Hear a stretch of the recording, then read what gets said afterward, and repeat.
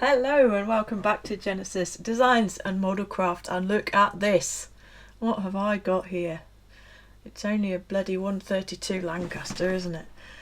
The nose of one. So this is the Border Models 132 Lancaster nose. Now the thing with this is, just like a lot of people, I think, when I saw this kit in development with Wingnut and all along the development phases, you see the pictures online and all the rest of it, and there's been two competing thoughts in my mind. There's been, oh my goodness, this looks like a wonderful kit, but it's a 132nd Lancaster. What on earth?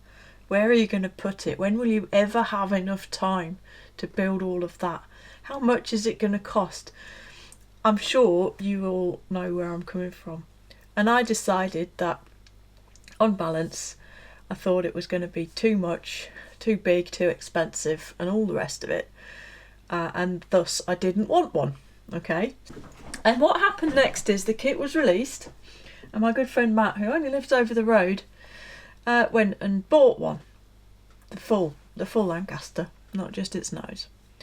And he allowed us to have a look at Model Club one night. And it's such a big kit that it literally takes several minutes just to get everything out of the box. It's crazy, but it's so beautiful. And I came away from there thinking, I really wish I could have one of these now. It's that good. Obviously though, with the price of the full kit, well north of 600 English pounds, it's not within my budget, nor do I have space to store the kit even in its box form, never mind if I were ever to be able to muster up enough modelling mojo to actually finish it.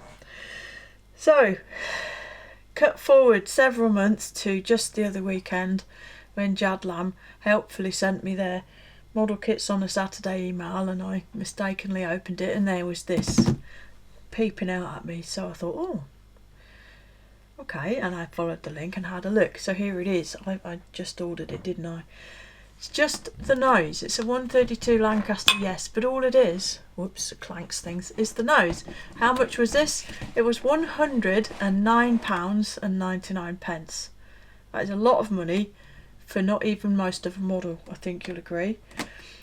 And I think it's important to sort of start to think about why. Why do we do this? Because do I have an undying, desperate need to build the nose of a Lancaster in any scale? And the answer is a resounding no, I don't. But the reason for buying this is because it's just such a beautiful model, and I enjoy models for their own sake. It's not just about creating replicas of real things for me, it's about enjoying modelling in and of itself. So if a kit is incredible and beautiful and well engineered and just makes you gasp and enjoy it at every stage, then it's worth it no matter what it is. The fact that it's a Lancaster is almost just a bonus. So the box then, it's enormous. I can't fit it all under the camera, as you can easily see. It covers the same area footprint wise pretty much as a 32nd Tamiya Spitfire box, but it is considerably deeper. Put my hand for scale. It's a very deep box. The box art, it's stunning, it's really, really beautiful, but it's weird because it's a Lancaster, it's the Phantom of the Ruhr, but it's in the daytime, being protected by P40s from Messerschmitt 109s. Gorgeous, gorgeous box art, but I'm not completely sure it's relevant to anything at all that's real. Doesn't matter though, right? Talking about the box, the lid, okay, it's got this weird texture on it. It's quite nice, it almost looks like plastic. And it's all good, but it's really flimsy and it's just stapled together on the ends. Does it matter? Really? Absolutely no, it doesn't. But the thing is, it's like anything in life, not just model kits, quality. If you pay a lot of money for something, if it comes to you in quality packaging, you're immediately reassured that you haven't wasted your money. I am anyway. So the flimsy box is, to me, a little bit irritating when you spend this much money. And it's full. I'll just take this out of the way. This is the transparencies in here. That really big deep box has actually got a lot going on in it. So I'm going to take these out one by one, and we'll have a close look at all these parts and a little chat, and we'll go through this and see what you get. How much of this, how much there is to this nose in 1/32 scale for 110 English pounds. So let's go fully against the grain and actually do the sprues in order then. As usual, I haven't actually taken these out of the bag, so I do like, much as it lends lots of annoying plastic sounds to all the videos, I like these to be the first time I've looked at it, so I'm looking at it along with you. I'm going to cut them nicely because they're all going to have to go back in the box, which means it'll take even longer. There we go. Right. So the first one, sprue A. Could be really funny and say this looks like cockpit parts, couldn't I? Since that's what 90% of this kit actually is. But it wouldn't be that funny, to be fair. So, sprue A. The immediate impression on first glance is, my goodness, there's a lot going on here. And the parts look quite exquisitely detailed. So, there's a sort of sunshade looking thing here. And look how nice that is. So it's really not that easy to identify what most of this stuff is, obviously, because it's all sort of junction boxes and bits and pieces and just small things. So I'm not going to try, but I'll just show you some of the details. Now these clearly are some machine guns, 303s. They look quite nice, but there's no doubt that even just some replacement barrels from the likes of Master will set these off immensely. And obviously on something like this, where this model is a model of the focal point of a bigger model, really, isn't it? The cockpit's almost always the focal point. So this really gives you the freedom, if you like, almost to just go all out, and fitting brass machine guns would probably be a good thing. Radios. Delightful, aren't they? Pilot's seat. So you have two cushion options for this pilot seat. I'm not convinced that the other option is on this sprue, but yeah, here it is. But I've seen it. You've got a blank one and one with moulded in belts, which I happen to think actually look really, really good. I am not a big fan of photo etched seat harnesses, okay, because they just don't hang and fold and drape in a convincing manner for my money. As you all know, I do actually work on real aircraft, so I'm not just speaking out of turn, for want of a better way of putting it. They just don't sit like real seat belts do, because even though real seat harnesses often are very stiff in that they're quite thick fabric and they will kind of sit in a stiff manner, etch just doesn't represent it very well. And those, to me, to my eye, to my preferences even, I think those moulded in seat belts are actually relatively acceptable. The only downer being that you've got to somehow paint them in a decent manner with them being in situ. As I say, it's hard to really identify lots of things here, but just sort of walking your eyes around these parts, there's so much detail included in them. These pieces of frame, the holes are holes. There's texture on this cushion. Kind of looks like a chocolate bar, doesn't it? If you painted that in a slightly glossy brown, they could totally pass for a chocolate.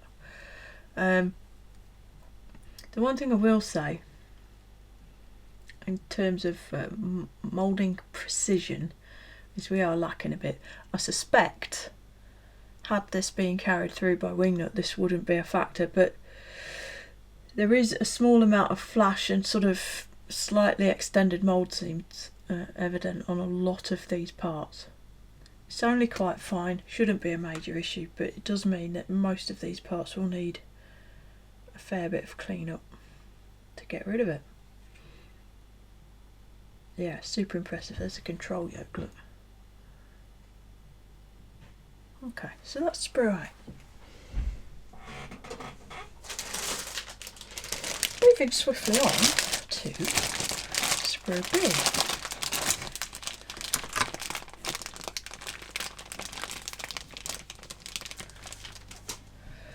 Alright, so more things.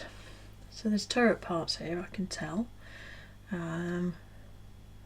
Beyond that, it's a stretch. There's some pilot seats, another curtain thing, more radio boxes.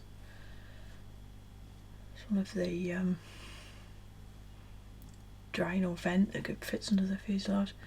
So yeah, it's really difficult to actively identify parts, but so we'll just kind of look generally. Here's the piece that goes in front of the windscreen onto the top of the nose turret, so the sort of nose turret spindle, I suppose, with these are actually de-icing fluid, sort of like windscreen washer jets in effect, that sit here, and these are moulded in and really nicely done actually, really good.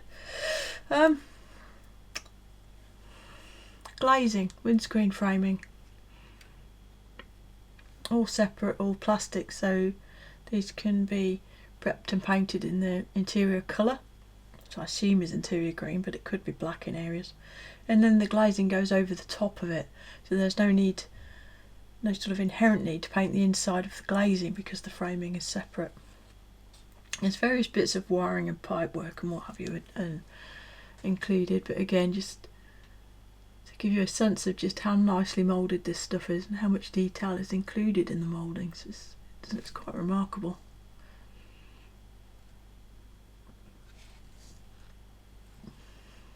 Got some raised rivets on things. It's truly lovely. And where did the pilot seats go? There, the sides of the pilot seat there. A load of pipe work. Absolutely beautiful.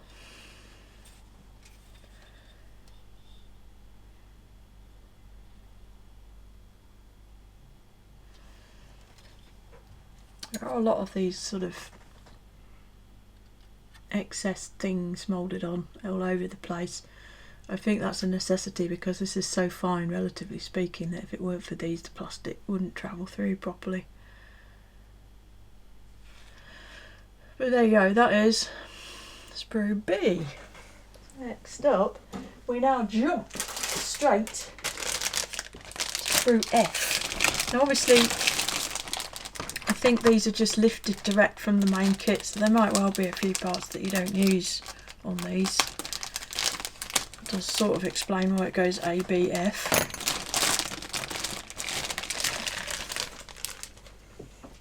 And here I absolutely can identify some of these parts because that's the actual outer fuselage. So here, this is the Bombay end. Fuselage is turret parts, base of turret and the back. There's another moulded curtain. And I think this part goes where the pilot's seat is, I think. It might be part of the turret, I don't know. But here's the actual fuselage halves, and I think quite a lot has been made in various circles about the surface detail on this thing. You can see it reflecting in the light up here, but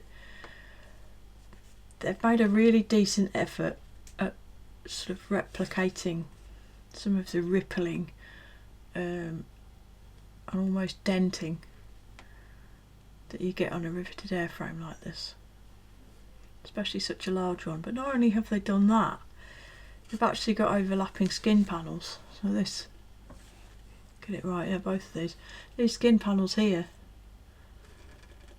it's actually a step because it's an overlapping panel in the real thing, and raised rivets which are wonderfully small, actually probably in scale.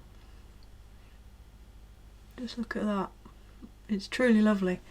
The only problem with all this sort of thing, and it shouldn't be too much of a big deal on this, is it becomes almost impossible to do any prep on it. If this plastic wasn't smooth,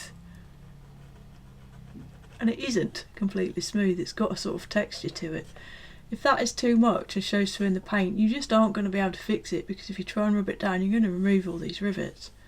Even just a coat of primer and rubbing it will probably take most of these rivets away, and obviously we don't want that. So we're left at the mercy of the mouldings there. I don't think it's too bad though. This here is actually to do with internal detail. It's shrinkage, it's sink marks, but it kind of works because it's in keeping with the rest of it. Same on this one, but you can see that texture. It's really cool.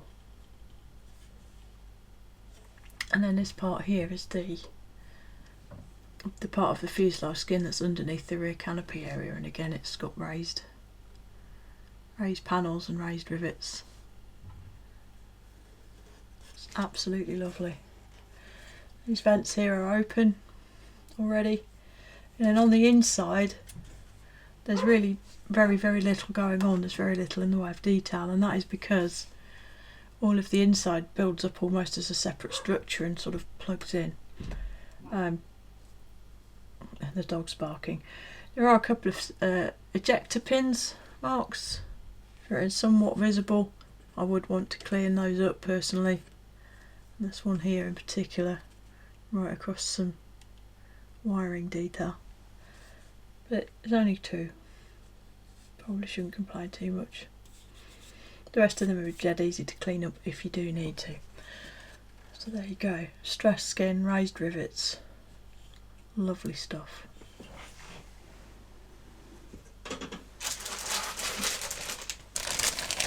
On to the fourth one. This is sprue G, and this is the last of the sort of, there are four sprues that deal with the sort of main construction of this thing.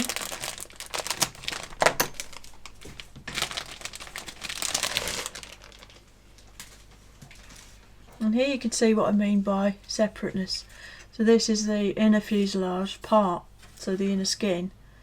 You see how that's completely separate and will fit onto that fuselage half. So clearly these internals are going to be somewhat under scale or whatever, because this thickness combined with the thickness of the fuselage half is going to be massive in scale terms.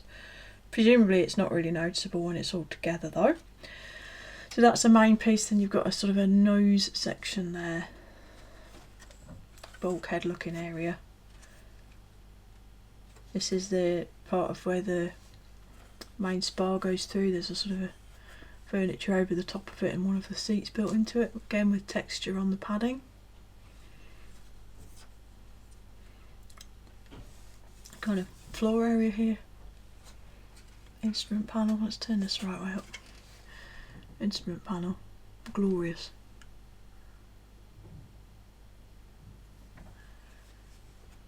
And the floor area around the bomb aimers area there, and then another side piece with some really awesome wiring. So nicely done. Some of these ejector scars on the outside of this part are quite pronounced. I suspect, I'm almost certain, that this will all need to be smoothed down and cleaned up to fit really neatly against the fuselage halves. But there you can see how that's all a separate inner structure that will all go together.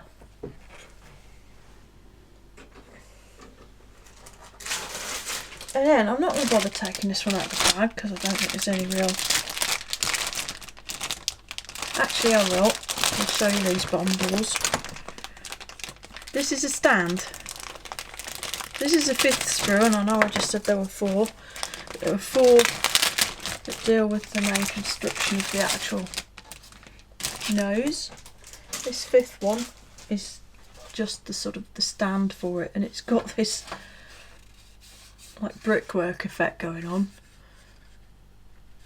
which is I find a bit strange, but it this piece sits in there, that goes on the back of it, and then those attaches here.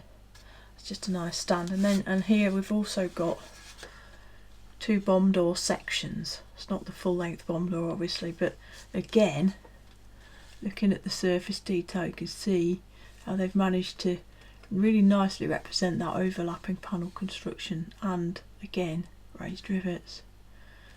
Not sure if my camera's picking it up, but I hope so. Really nice. So, what's left?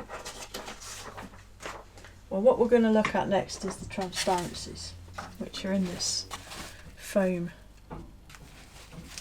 foam stuff.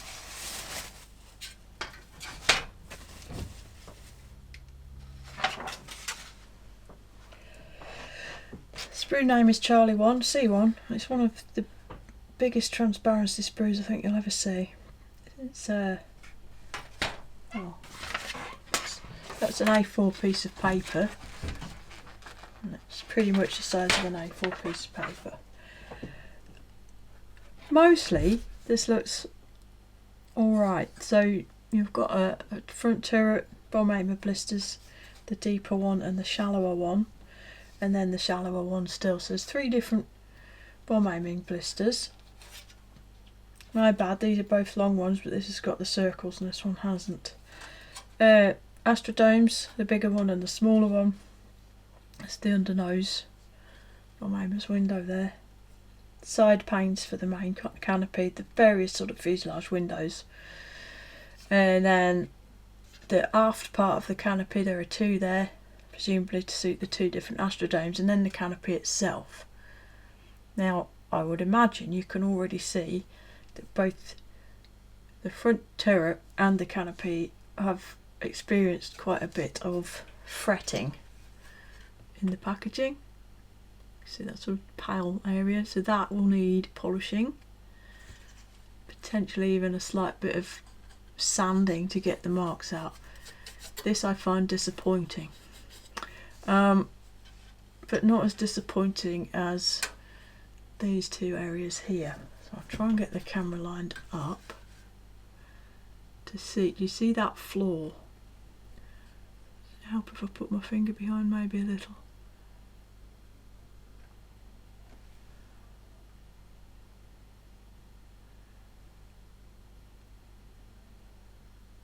There. This is not just one of those little lines that you get where the plastic flows hit each other in transparencies. This is a large flaw. There's a dent and a little peak in that. It's quite horrid. And there is a fair bit of distortion in the parts. And again, it's quite difficult to expect the camera to pick it up very well, but they're all a little bit ripply. So I'd heard quite a lot previously about the transparencies being a bit potentially a bit off on this, and rather than address the actual problem, Border Models have chosen to release this piece of information. I will read it out, but if you wish you can pause the video and read it yourself. And it goes like this. About clear part 132 Lancaster border kit. Why don't they explain a problem that everyone cares about? I think I need to put what I know and what I have done to answer the confusion of my friends. The root of the problem lies in the 2 almost A4 size clear part plates of the kit. Such a layout area affects the final quality of injection moulding of transparent materials because the material constituting a part is subjected to an uneven injection pressure from multiple directions, and it needs to flow along a long path with different cooling temperatures and other factors, resulting in convergence line traces. It's hard to be perfect in production. Of course, there might be better injection moulding equipment or something, but I've noticed that these marks actually have very little visual impact on the finished product. The video is a superfluous part and there are obvious problems. You will find that these trace lines will only appear completely when there is no background to observe. When my hand is in the background, you will find that the blemish almost disappears. Now watch my progress update and you will see that is actually the case. The installed parts are all in more complex backgrounds and ambient light without affecting the vision. Now maybe it can clear up your confusion and hope your project goes well. And a couple of photos which appear to show unblemished canopies. Now, make what you want of that. I read that to say they know there's an issue, but they can't be bothered to fix it, so they're just going to explain it away and tell you to live with it. That is their right. And if this mark here were simply a convergence line or whatever they called it. What did they call it? A convergence line trace. I could say, yeah, fair, but that isn't. I hope you can see that's really quite a significant defect, and of course it's in the most obvious area it could possibly be. And I don't know if I'm even really realistically going to be able to do anything about it, because I think the sort of visual blob factor going on there is actually inside the part, which, so if that's the case, I could sand it all day long and it's not going to make any difference. But I suspect, given the inclusion of that long and frankly quite badly written explanation of why these parts aren't the best, I'm going to get nowhere if I complain.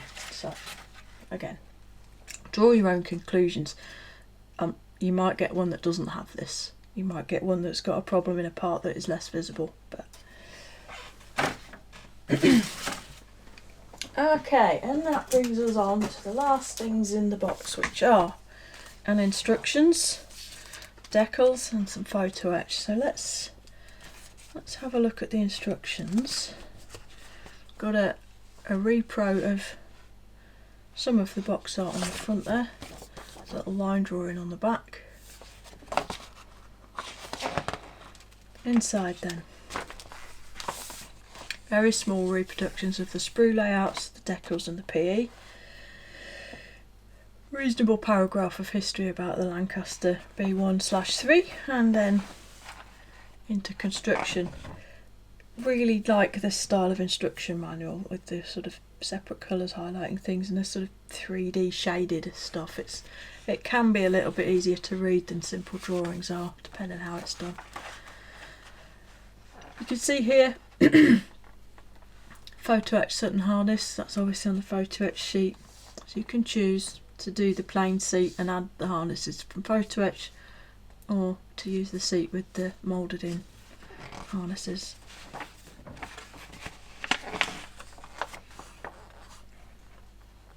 Radio racks and such going in there to navigate its position. Seems like the spar is pretty much the back end of the model.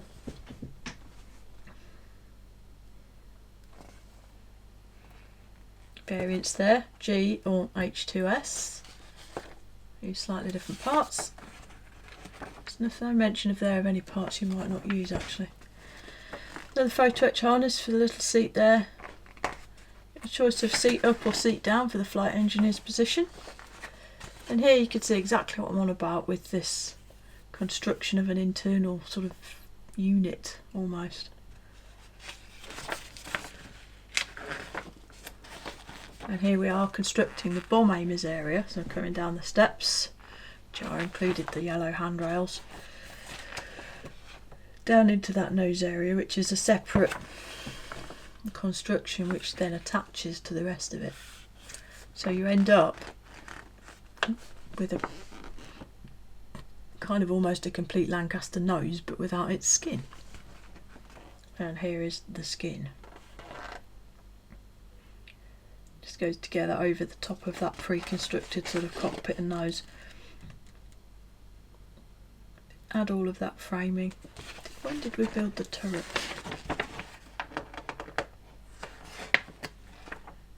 We didn't.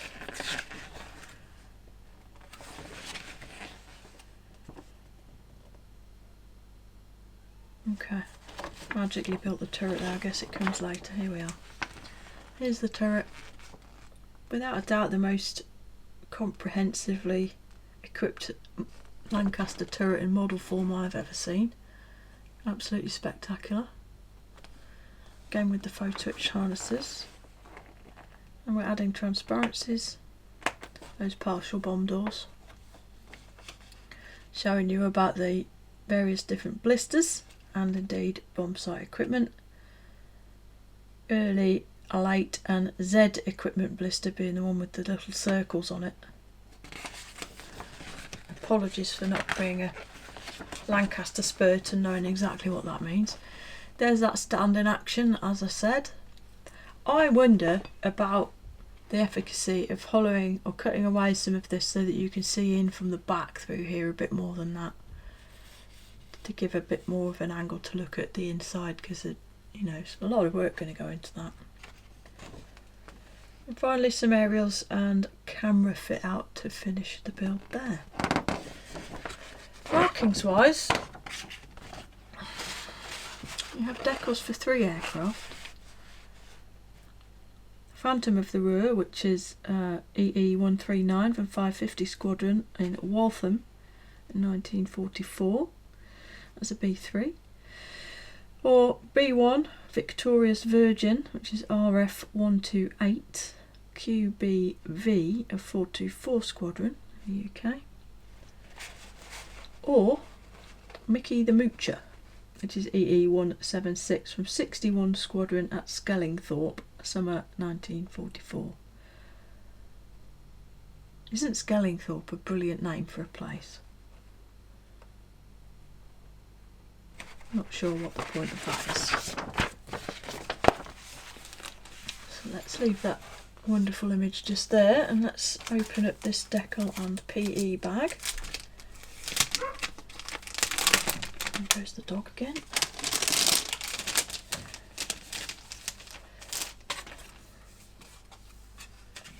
Photo etch then is literally a selection of harness straps.